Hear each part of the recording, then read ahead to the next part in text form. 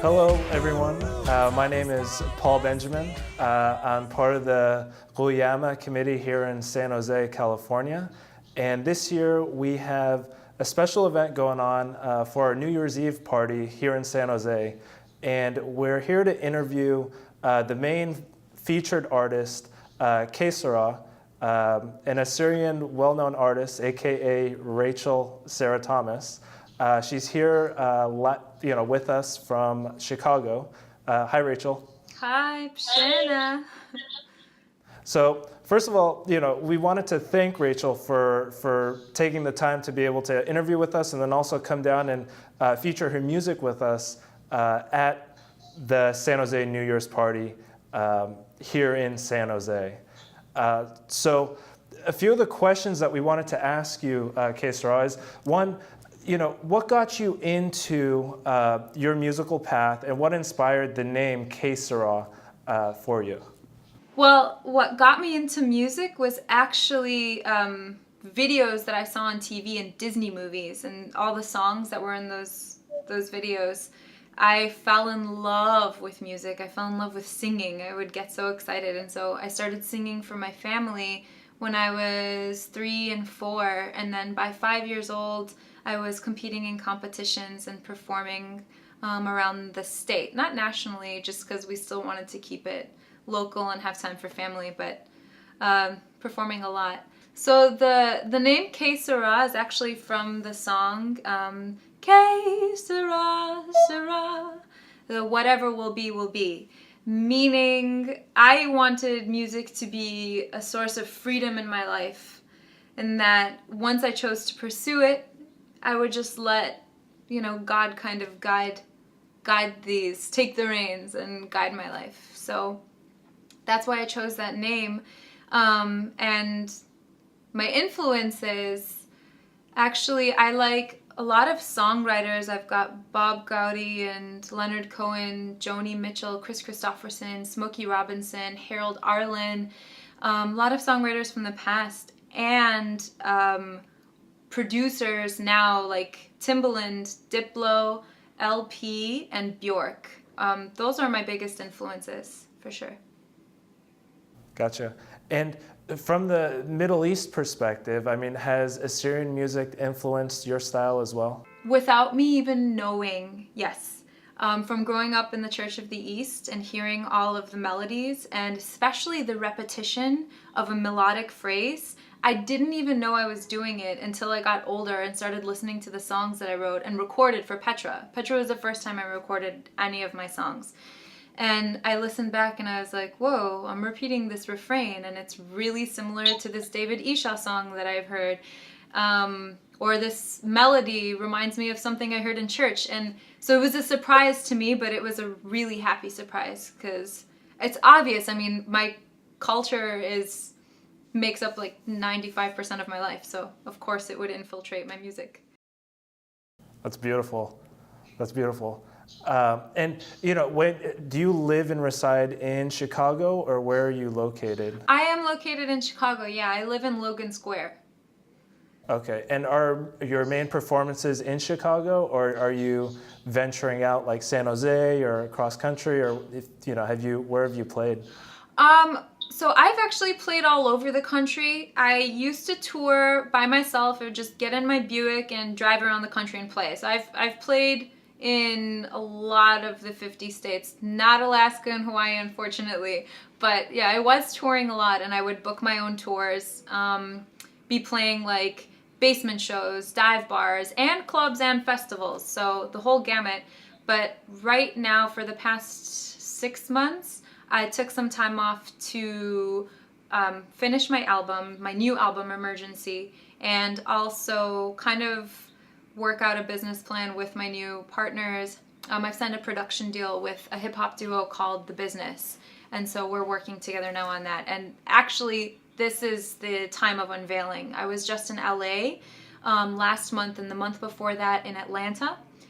This month, in 2 days, we're doing Chicago, and then we're doing New York, and God willing, London. So that's awesome. And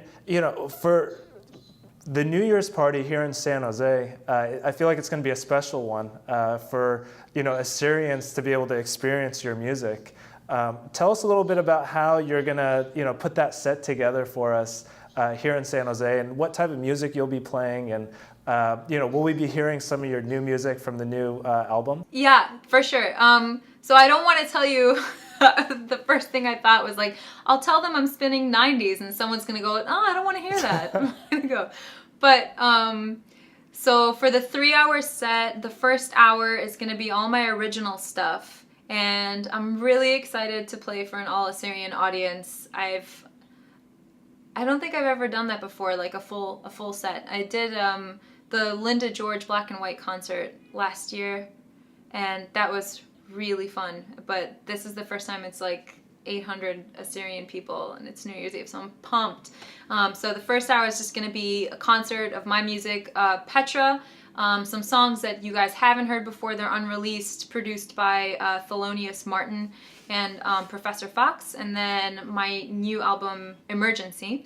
And then the next couple of hours, I'm going to be doing like all of the songs that I love from 80s, 90s, now pop, and then end with a little bit of Assyrian stuff. And I'm planning on taking a few EDM tracks and singing them in Assyrian, so we'll see. That's pretty impressive, because normally a set is probably about anywhere from 45 minutes to an hour, correct? Yeah. Thank you for knowing that. Yeah, of course. I mean, it's, after hearing about what, the performance that you're going to be putting on, 3 hours is, it's an amazing experience, really. And so it seems like once you're able to put that together, the crowd will be, pretty excited to hear it. So what song are you most proud of today with what you've created?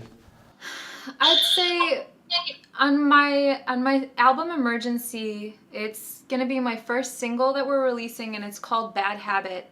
And the reason that I'm the most proud of that song is because I wrote it initially in 5 minutes. It just was a thing like, hey, I want something that sounds like this, and then boom, it came out. And I had such a vision for what I wanted the production to sound like that I was pursuing that for a year. I mean, I have maybe 12 versions of that song. I'd keep going into studios, trying stuff out, and no, that's not it, no, that's not it, no, that's not it. And I'm proud of myself for persisting and believing in the vision that I had, because it's really hard to, when you're an artist, when you're an artist, you have people telling you like, oh, you're being too critical, you need to let go of it. But you have to trust yourself and your instincts, and also really, really aim for that high, goal that you're placing for yourself. And I did, and I achieved it. And so I'm really proud of myself on that one. I'm really proud of that song. And I can't wait till you guys hear it. It's featuring Talib Kweli. If anyone's a hip hop fan, he dropped 16 on that song, which is also amazing. Like, where did he come from on that? It was so cool. That's pretty good. How many? I mean, so you brought up a perfect point. A lot of the younger generation right now, when they're coming up as artists, as Assyrians, a lot of times they face a lot of criticisms and they face a lot of obstacles in their way. How have you faced those criticisms, and how have you overcome them? Just so that other people who may be trying to follow your path can learn from your struggles and then your success as well. I'd say stay informed, stay as informed as you can about the field that you're pursuing. If you want to do art, if you want to do music, if you want to do theater or dance, it is a viable career option. You just need to know your industry. That's something that I find, because in the Assyrian community, I feel, and I hate that I'm saying this, but it was often shunned to pursue a career in arts because it was seen as financially unstable. And don't get me wrong, it is. You have a struggle, but it's worth it. And you don't have to struggle, because there are places within every artistic industry that people want to pay you to do. Like for example, you guys are in film. that's an invaluable skill, to learn how to do editing or to learn how to edit colors. You can work for the NBA, for TV stations. If you want to be a dancer, you can get a gig doing music videos, not for Snoop Dogg, but something more artistic. There's things you can do. So one, stay informed, know your industry, know where you can apply your value. And two, know that the words coming out of other people's mouths, a lot of the times you have to take them into consideration, but don't let them define you. Really, really be open to the messages that are being sent to you in life. If your heart's pulling you towards a career in the arts, listen to it. And people stop criticizing when you start making a change and start making a difference and start doing something. They stop criticizing because they see that you can achieve it. And one other thing I want to add is that the reason that it's more criticized and more difficult is because it's not within a system. It's your own system that you're building for yourself. So people can't see that, but if you can, then go for it. So, KSRA, I wanted to ask you and follow up, how do you define your style, given that there's so many different pieces to it? How did you get to where you are today with your style of music? So I would define my genre or style based more on the feelings that I want to elicit, because it's oftentimes I want to create some sort of a cathartic change. I want people to be able to relate. And I'm not unique in that. That's what most artists do. But I find it that the feeling is what bleeds into my choices as far as the sonic palette in my music. And so it's a combination of the hip-hop beats and electronic production that I love, which I find, it's the future. It's the sound of the future. Someone takes white noise and can simplify it into one little sound and then make music out of that. It's incredible. So you've got electronic production, and then you have a tribal backbone. I feature Doombek in a lot of my songs. I also, just so you know, I play and multi-track everything that myself. I play all my own instruments and everything. So there's Doombek in a lot of it because I love, when we're in Sheikhani, that vibe of everyone moving together to this heavy beat, that's in my music. And then vocally, it's my inspirations from R&B and folk blended together and put in there. So it's a combination of all those things. And I call it schism. So I made a genre up. Well, we'll help you make that catch on. I mean, schism and emergency is where you're going to be featuring a lot of that, right? Mm-hmm. Yep. Awesome. So going more towards the Assyrian part of things, how can Assyrians help promote your music and your genre?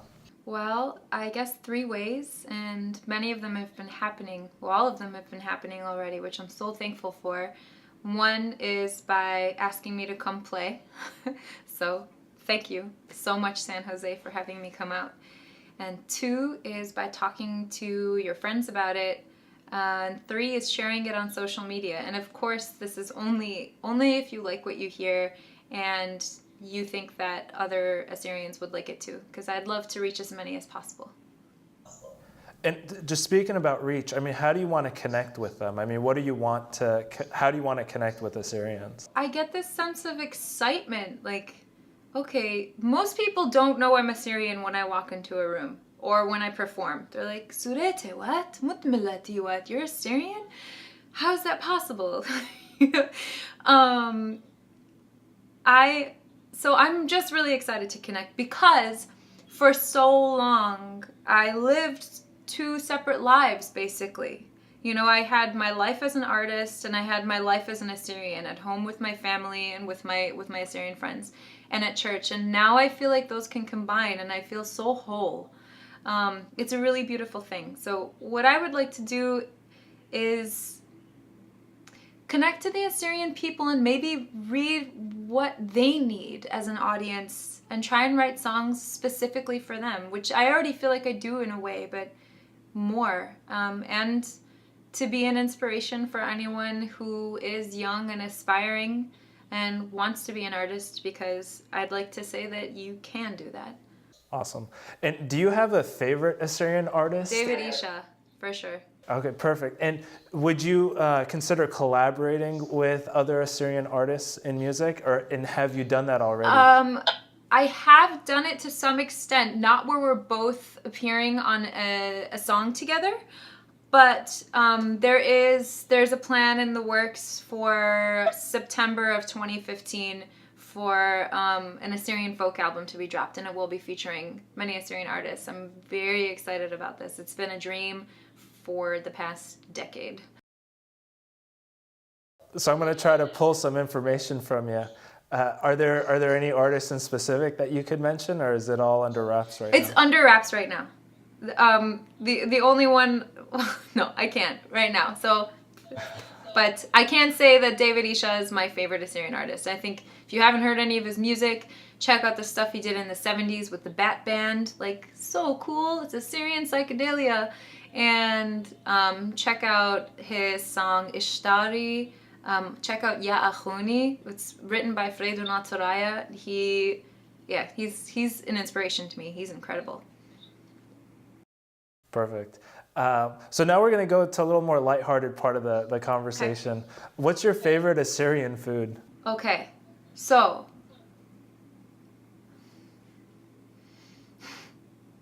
dikhwe. It's just gotta be dikhwe. Another question that a lot of people may be asking is, tell us a little bit more about your hairstyle and what inspired the colors, the cut, and everything that a lot of people may be asking about. So the hair.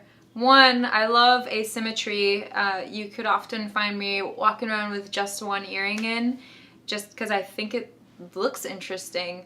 Two, I've always loved like geometry and structure, and I like applying that to myself. And three, I change my hair every 2 months, and that doesn't mean I dye it. I almost rarely dye it because it's really dark and it's hard to be blonde. Assyrian girls, you know.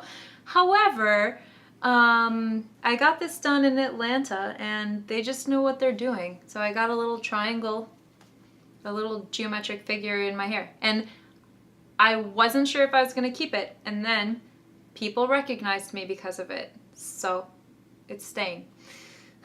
All right, cool. Well, thank you. So, KSRA, is there anything else that you want to add to before we end the conversation, just about yourself and to promote the San Jose New Year's party that's going to happen here in San Jose? I'm really excited to meet everybody in San Jose. I'm excited to play for you. I hope you love it. And I'm really looking forward to the future and just seeing where my path and the path of Assyrians cross. Thank you, KSRA, for talking with us. And thank you for watching. If you guys are interested to learn more about KSRA, feel free to follow her on SoundCloud, on Instagram, and on Facebook. It's KSRA Music. Just look her up on those social networks using KSRA Music. For those of you interested in purchasing tickets to the New Year's Eve party here in San Jose, feel free to use the Eventbrite link posted below.